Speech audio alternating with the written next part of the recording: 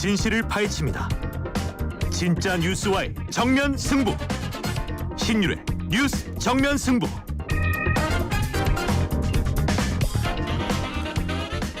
신율의 뉴스 정면 승부 2부 시작합니다. 오늘 2부 정면 인터뷰에서 만나볼 분 국민의힘 강승규 의원입니다. 강승규 의원 전화 연결돼 있습니다. 강 의원님 안녕하세요. 안녕하세요. 예, 일단 축하드립니다. 예, 고맙습니다. 18대 이어서 이제 이번에 두 번째신데 네. 뭐 18대하고 22대는 여러 가지로 환경이 다를 것 같은데 네. 좀 어떤 생각 가지세요? 22대 국회를 보시면서 18대와 비교했을 때. 12년 만에 국회로 다시 돌아왔는데요. 예. 감회가 남다릅니다. 예. 그리고 그동안 여의도 상황, 의회 주변 환경도 많은 우여곡절이 있지 않았습니까? 예. 저도 남다른 각오이고요. 22대 국회를 시작하면서 자유민주주의를 지켜야 한다는 그런 의정활동의 최우선 가치를 좀 우선으로 하고 지금 많이 국민들이 어려워하지 않습니까? 네. 인생 살피는 1등 살림꾼이 돼야 되겠다. 그런 각오로 일을 시작했습니다. 그 상임위는 어디 가시는 거예요? 우선 지금 저는 이제 지방의 소멸, 인구 절벽 등이 가장 큰 우리 대한민국의 미래를 나무라라고 생각하기 때문에 예. 국토 균형 발전 차원에서 국토위를 1순위로 지망했습니다. 아무래도 지방이 소멸하는 데서 대전환을 이루기 위해서는 예. 지역의 어떤 균형 발전 차원에서 획기적인 전환이 있어야 되고 국토위 차원에서 이런 부분에 대한 입법 활동을 좀 제대로 해보려고 합니다. 어제 워크숍 있었죠, 그죠? 네, 거기 가셨었죠.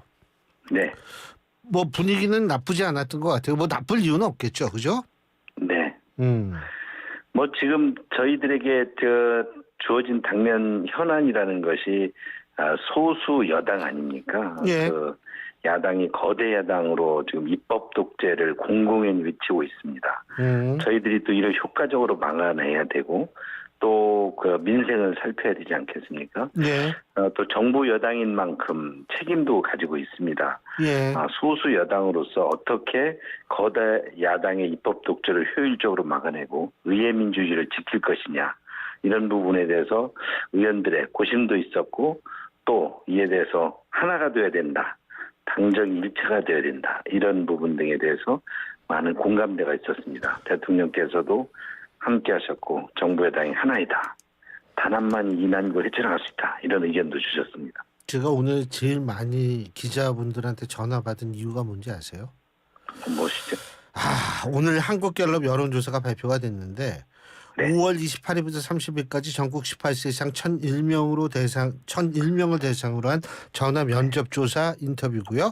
자세한 사항은 중앙선거 여론조사 심의위원회 홈페이지를 참조하시면 되는 이 조사에서 대통령 지지율이 21%가 나왔습니다.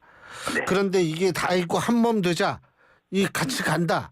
국민의힘은 30%거든요. 지지율이 30%와 21%가 같이 간다. 어떻게 보세요? 정부와 여당이 분열되는 순간 정부 여당은 서로 다 공멸하는 것이죠. 정부가 지금 대통령이나 정부 여당이 국민들로부터 따가운 회초리를 맞고 있지만 그 회초리를 국민들이 정부 여당이 이를 슬기롭게 해결하는 것이 분열되어서 서로 넘남이 되고 서로를 비판할 때 우리 국민들이 정권 교체에 담아준 의미 그리고 또 여당에 그래도 108석의 의석을 주지 않았습니까? 이 부분을 슬기롭게 해결하는 주문과는 전혀 다른 시간이죠. 분열은 필패입니다. 지금 국민께서 따가운 회초리를 저희가 잘 받아들이고 어떤 부분에 있어서 우리가 또 국민들에게 또 다시 신뢰를 회복할 수 있도록 일을 하는 모습을 빨리 회복해야 되죠. 22대 국회가 시작된 만큼 정부와 여당이 이에 대해서 좀 더 머리를 짜내고 국민들 현장으로 달려가야 될 것 같습니다. 예, 신뢰 회복 말씀하셨는데 어떻게 신뢰 회복해야 된다고 보세요? 저희는 국민들이 윤석열 정부의 개혁 과제를 주었습니다. 그런 개혁 과제를 저희들이 슬기롭게 헤쳐나가고 또 일부 성과도 있었습니다만 이런 부분에서 소통이 제대로 되지 않았고요. 또 디테일함에 있어서 여러 부족함들이 있었습니다. 정부 전략이 아무리 개혁 과제가 국민들에게 필요한 국민들이 또 필요하다고 하는 과제더라도 그것이 피로감을 덜하게 하고 또 개혁에 대한 여러 가지 국민들과의 소통을 통해서 개혁에 대한 필요성들을 같이 공감해 가야 되는데 이런 디테일함에 있어서 많이 부족했다고 보고요. 이런 부분들은 좀 보강해서 어찌됐든 대한민국은 여러 가지 분야에서 나머지 숙제들을 잘 풀어내고 개혁을 해야 미래가 더 열려 있다고 봅니다. 이런 부분에서 저희들이 좀 더 디테일하게 잘 전략을 수립해 가야 됩니다.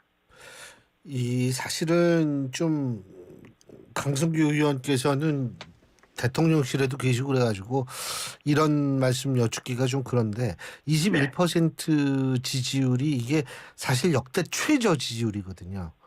대통령 2주년 기념 한국갤럽 기준으로는 최저입니다. 그러니까 24%도 최저였거든요, 지난번에. 근데 역대 한국갤럽 기준으로 2년 차가 아니라 취임 2주년 기념 최저 지지율은 노태우 대통령의 28%였어요. 근데 이게 지금 24%, 21% 역대 최저인데 여러 가지 상황이 있을 것이고요. 예. 그러니까 어떤 지지율이라는 단순한 하나의 어떤 수치만으로 뭔가를 평가라는 것은 많은 여러 가지 오류들이 있을 수 있습니다. 지금 예. 대한민국이 가지고 있는 여러 상황 속에서 지금 윤석열 정부가 가지고 있는 지금 이 시점, 총선에 패배하고 있는 이 시점 속에서 뭔가 국민들이 변화를 기대하는데 그 변화라는 것은 뭔가 어떤 피부적인 변화, 표피적인 변화만 가지고 되는 것이 아니지요. 저희도 총선의 패배의 원인을 면밀히 들여다봐야 되고요. 또 윤석열 정부가 탄생한 개혁과제의 의미를 그런 주어진 미션을 포기를 하면서는 더욱더 대한민국의 갈 길이 미래는 어렵다고 봅니다. 예. 자, 지금 야권에서 지금 22대가 시작되면서 내놓은 법안이 뭡니까? 1호 법안이 무엇인가요? 또 정쟁하는 겁니다. 그것이 민생을 살피는 것입니까? 그것이 민주당이 지금 대한민국에서 지금 이 시점에서 특검을 또 1호 법안을 내서 특검한다는 것이 그것이 대한민국의 지금 민생에 있어서 대한민국에서 가장 시급한 과제인가요? 그것이 또 지금 이재명 또 당 대표가 대권 가는 데 있어서 당 누를 붙이고 그래서 이재명 대표가 다 대통령 탄핵까지 암시할 정도로 그렇게 이재명 대통령 만드는 것이 대한민국의 지금에 주어진 제1 우선순위의 일일까요? 저는 그렇게 생각지 않습니다. 저희는 지금 국민들에게 회초리를 맞고 있는 만큼 무엇을 하는 것이 또 민생에 무엇이 도움이 되는지 미래의 대한민국의 경쟁력이 무엇인지를 지금 더 살펴야 되죠. 알겠습니다. 그런 차원에서 그럼 지금 백서는 올바른 방향으로 잘 만들고 있다고 보세요? 백서요? 예. 백서는 지금 논란이 있지만 백서가 아직 모습도 나오는 것도 아니잖아요. 근데 이제 백서가 어떤 작업을 진행하는지 뉴스를 통해서만 듣고 있지만 백서도 지금 선거의 패배 원인을 찾고 우리가 반성하자는 것이잖아요. 그거에 대해서 이런저런 서로 공방이 있을 수 있지만 그 결과가 어떻게 나오는지는 결과를 드러내놓고 봐야 되지요. 차기 당대표 이 전당대회 있지 않습니까? 그죠? 네. 근데 이제 강승규 의원께서는 실제로 이제 분열은 이건 끝이다. 물론 거기에 많은 분들이 동의를 할 텐데 그렇다면은 전당대회에서의 당대표 아직 물론 지도 체제가 하이브리드냐 집단이냐 단독이냐 설들이 많은데 어쨌든 어떤 방향 전당대회 결과가 친윤 비윤 이런 거 했을 때는 어떻게 돼야 된다고 보세요? 전당대회가 지금 이제 와서 친윤이다 비윤이다 하는 것이 무슨 의미가 있습니까? 네. 제가 친윤이라고 해서 전당대회 나간다고 하는 것도 아니고 친윤이라고 해서 누구를 전당대회 내보낸다라고 저는 발언해 본 적도 없고 그런 생각도 갖고 있지 않거든요. 네. 전당대회는 지금의 새로운 지도체제가 이 위기를 수습하는 데서 어떻게 효율적으로 대처할 수 있는지 이런 지도부는 어떤 부분이 돼야 되는지 그 지도 체제의 모습은 기존의 단일 지도 체제인지 집단 지주체인지 약간의 절충형인지 이런 부분 등의 논의가 일어나는 것이죠. 이런 논의를 하라고 비대위를 만든 것이죠. 예. 전당대회를 어떤 모습으로 치러서 그 새로운 지도 체제가 좀 뭔가 통합과 또는 아니면 새로운 비전을 제시하고 미래로 끌어갈 것이냐 이렇게 만드는 것이기 때문에 그 전당대회 논의도 지금 논의 진행되고 있죠. 어제 여야 오프십에서도 황우려 비대위원장께서 전당대회에 대한 약간의 그동안의 과정 그리고 또 앞으로 어떤 과정이 있을 것이라는 것을 설명한 적이 있어요. 그런 부분 등이 이제 의원들한테도 설명이 되었고요. 또 앞으로도 비대위원들에서 논의가 있어서 시기라든지 그 형식이라든지 이런 부분들이 결정이 될 거라고 봅니다. 그 김은국 씨가 한동훈 전 비대위원장을 만난 모양이더라고요. 네. 어제 그러면서 얘기한 게 한동훈 전 위원장이 나라를 위해서 몸 던질 각오가 돼 있다더라 이렇게 전언을 했는데 어떻게 평가하십니까? 한동훈 위원장도 새로운 지도부로 본인이 나설 수가 있지요. 예. 저는 한동훈 위원장이 선거 끝나고 그 전화가 왔을 때 제가 다른 어떤 인터뷰에서도 밝혔지만 저는 좀 쉬는 게 좋겠다 이런 의견을 줬어요. 좀 쉬고 뭔가 이렇게 좀 되돌아보고 나중에 분명히 국민들이 부를 것이다. 당이 부를 것이다. 그런 의견을 봤는데 지금 돌아가는 것은 많은 면에서 한동훈 전 비대위원장이 다시 전당대회에 복귀할 가능성이 높게 점쳐지는 것 같더라고요. 예. 그러면 도전하는 거죠. 만일 한동훈 그러나 전 국민들이 위원장... 또 당원들이 어떻게 평가할지는 그건 또 두고 봐야 되죠. 예. 만일 당대표에 저게 두면 잘 이끌 수 있다고 보세요? 두 가지 방향을 이제 걱정하는 것 같더라고요. 하나는 과연 이제 지난번 총선을 참패했는데 예. 바로 또 이어서 당대표로 맞는 것이 맞느냐 하는 의견 등을 좀 가지고 있고요. 예. 또 하나는 아무래도 좀 정무적 감각이나 이런 부분에 있어서 부족할 수 있지 않느냐 하는 그런 우려도 있고 다만 또 한동훈 비대위원장이 지금 맡을 수밖에 없는 것은 예. 지금 이 국면에서 그런 젊고 강력한 리더십을 가지고 또 이재명 당대표 등의 야당과 뭔가 대립각을 세울 수 있는 것은 그래도 한동훈 체제가 아니냐라는 또 지지자들의 이런 시각도 있지 않습니까? 이런 부분 등이 이제 본인께서도 판단할 거고 당원들도 또 국민들도 전당대회 룰이 어떻게 결정될지 모르겠습니다만 그런 속에서 이제 당선 가능성 이런 것들을 다 점쳐서 판단이 되겠죠. 아마 시기는 7월 말 정도 예상하는 것 같은데 예. 그 전까지 여론의 추이라든지 이런 걸 봐서 한동훈 전 비대위원장도 판단할 것이고 국민들도 이에 대해서 어떤 의견을 나타나지 않을까 이렇게 보여집니다. 알겠습니다. 그리고 강승규 의원께서는 이제 대통령실 수석도 지내셨잖아요. 근데 네네. 이게 요새 저는 이거 복잡해가지고 몇 시 몇 분에 전화를 하고 몇 분 후에 뭐가 있었고 이거 잘 모르겠는데 일반 국민들이 해병대원 특검법과 관련해서 이 대통령이 국방장관한테 전화를 하루에 몇 번 하고 대통령실하고 전화하고 이런 여기에 대해서 의문을 가질 수도 있을 것 같은데 대통령실에 계셨던 분으로 어떤 말씀을 해주실 수 있습니까? 대통령의 그 리더십은 그동안 많이 그렇게 드러나지 않으셨나요? 수시로 전화하고 아침 새벽부터 밤 늦게까지 저희 수석이라든지 또 일부 비서관 같은 비서관까지도 또 장관들에게는 수시로 통화하시는 분이고요.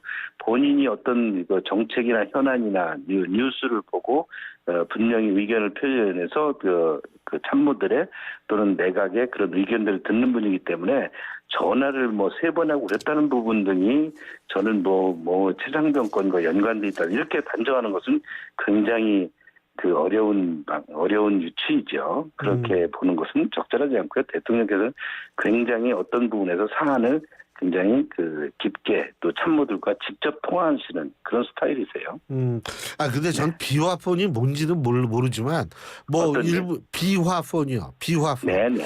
근데 뭔지 어떻게 생겼는지 모르지만 이 비화폰을 쓰지 않고 비화폰 있다는 얘기 못 들었는데요. 아 그래요? 개인 네. 폰만 가지고 계세요? 그럼요. 지금 저는 대통령이 사용하시는 저희가 대통령실에 예.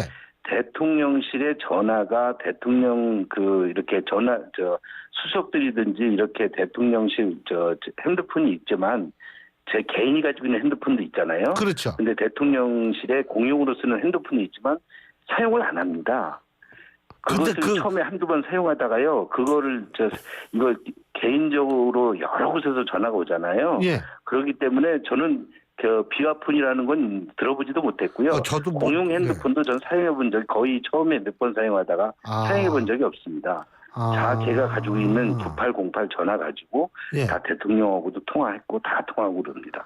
저는 그분은 어떤 얘기인지 잘 모르겠습니다. 저도 그 비화폰 그래서 그게 뭔지는 모르는데. 비화폰이라는 걸 전 들어본 적이 제가 수석으로 1년 7개월 있었는데요. 예. 제가 이에 대해서 다른 얘기를 하겠습니까? 그렇죠.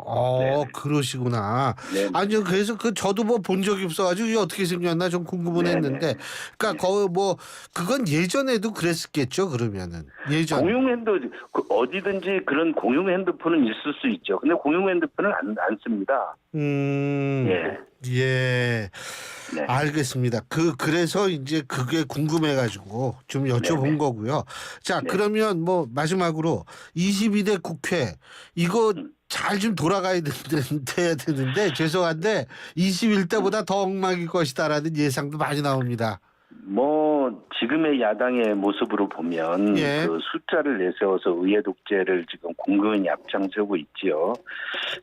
저희는 또 여당인 만큼 민생도 챙겨야 되고 또 정부가 국회와 적절한 협치와 또 협력을 해야 되는 만큼 이에 대해서 현명하게 대처를 해야 될 것 같고요. 분명한 것은 저희도 자유민주주의가 이제 흔들리는 것은 할 수가 없고요. 지켜볼 수가 없고요. 분명히 108석의 소수당이지만 정부 여당으로서 책임 있게 또 국회를 야당과 협력할 것은 협력하고 또 다툼을 할 것은 다툼을 해서 끌어가야 되죠. 이 부분에 대해서는 저희들도 국민이 준 숫자의 그것을 받아들이면서도 또 저희가 가지고 있는 정부 여당으로서 책임과 그런 의무는 분명히 해야 되죠. 자유민주주의 말씀하셔서 11월 달에 미국 대선 있잖아요. 네. 그런데 이제 이게 누가 되느냐에 따라서 국민들이 좀 불안해하거든요. 정부 여당 충분히 거기에 대비하고 있겠죠? 누가 되든 트럼프 대통령이 되든 전 대통령이 되든 바이든 대통령이 되든 우리는 외교라는 것은 국익을 위해서 최선을 다해야 되는 것이고요. 예. 여러 가지 변수가 또 지금 이번 보니까 유죄 판결도 나오고 여러 가지 변수가 있을 것 같은데요. 예. 오직 외교는 국익입니다. 그렇죠. 국익에 따라서 저희가 한미 관계도 계속 강화해 나가야 되고요. 예, 잘 알겠습니다. 오늘 말씀 잘 들었습니다. 고맙습니다. 감사합니다. 예, 지금까지 국민의힘 강승규 의원이었습니다.